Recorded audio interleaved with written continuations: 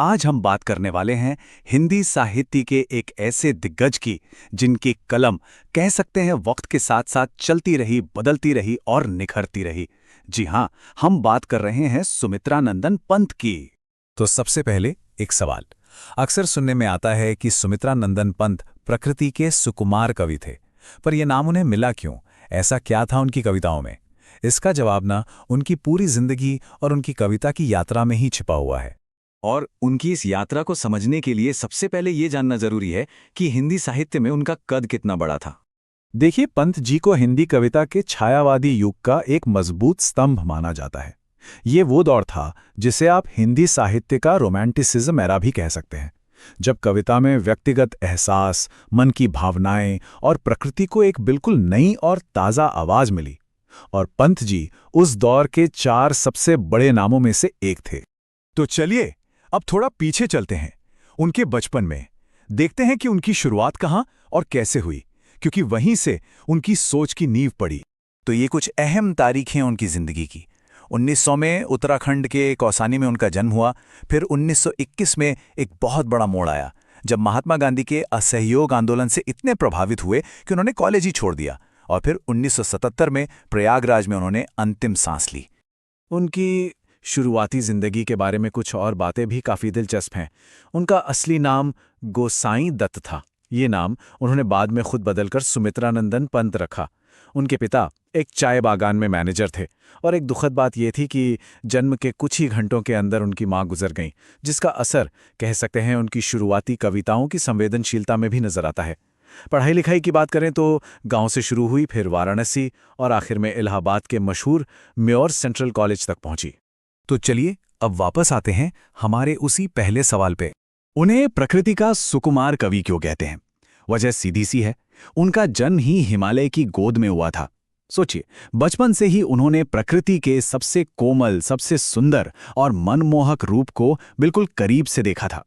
तो जाहिर है उनकी शुरुआती कविताओं में पहाड़, पेड़, झरने, मौसम, ये सब इतने जिंदा होकर आते हैं कि लगता है हम वहीं पहुंच गए हैं। और प्रकृति से यही गहरा लगाव उनकी पहचान बन गया। लेकिन कहानी यहीं खत्म नहीं होती। जो बात पंत जी को और भी ज्यादा खास बनाती है, वो है उनकी कविता की यात्रा के 3 बिल्कुल अलग अलग दौर। उनकी सोच एक जगह रुकी नहीं। जैसे जैसे देश का माहौल बदला, उनकी विचारधारा भी विकसित होती गई। तो मोटे तौर पे उनकी इस पूरी काव्य यात्रा को हम 3 हिस्सों में देख सकते हैं। पहला दौर था छायावाद का, फिर आया प्रगतिवाद, और आखिर में वो मुड़े आध्यात्मिकता की ओर। चलिए एक एक करके इन तीनों को समझते हैं। तो पहला दौर छायावाद।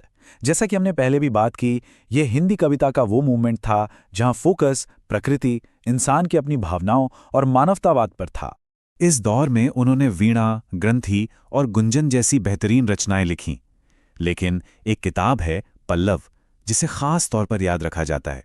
अरे, इसे तो छायावाद का मैनिफेस्टो यानी घोषणा पत्र तक कह दिया गया था। इतनी जरूरी थी ये किताब। मगर फिर कहानी में एक नया मोड़ आया। साल 1936 के आसपास उनकी कविता ने एक करवट ली। उनकी एक रचना है युगांत, जिसका मतलब ही है एक युग का अंत। नाम से ही जाहिर है कि कुछ बदल रहा था। और ये था उनकी यात्रा का दूसरा दौर, प्रगतिवाद। देखिए, ये बदलाव कोई अचानक नहीं हुआ था। समझिए, 1930 का दशक था। देश में आज़ादी की लड़ाई तेज हो रही थी, एक सामाजिक चेतना जाग रही थी, कार्ल मार्क्स के विचार फैल रहे थे। तो पंत जी जैसे कई लेखकों को लगने लगा था कि भाई, कविता सिर्फ अपनी भावनाओं के बारे में नहीं होनी चाहिए, उसे समाज के दुख दर्द की भी आवाज बननी होगी। और इसी सोच का नतीजा थी उनकी रचनाएं जैसे युगांत, युगवाणी और ग्राम्या।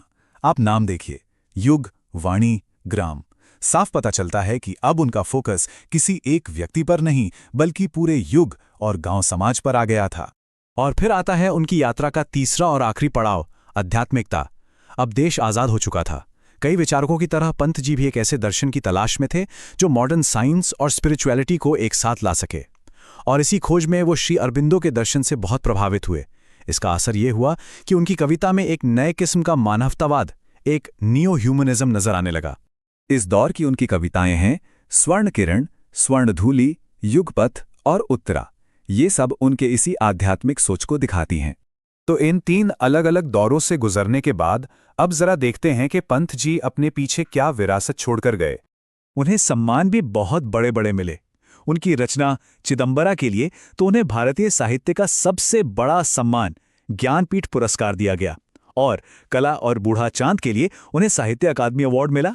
और ये जो पूरा विश्लेषण हम देख रहे हैं वो जिन स्रोतों पर आधारित है, ये उसकी एक झलक है।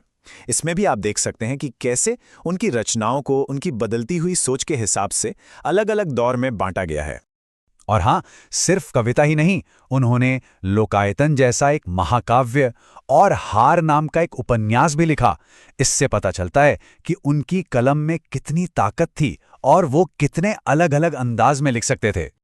तो कुल मिला के हम ये कह सकते हैं कि सुमित्रानंदन पंत की रचनाएं सिर्फ उनकी अपनी जिंदगी का आईना नहीं है, बल्कि वो उस पूरे दौर के भारत की बदलती सोच का आईना है। ये एक ऐसी यात्रा की कहानी है जो कभी रुकी नहीं, हमेशा आगे बढ़ती रही, नए विचारों को खोजती रही।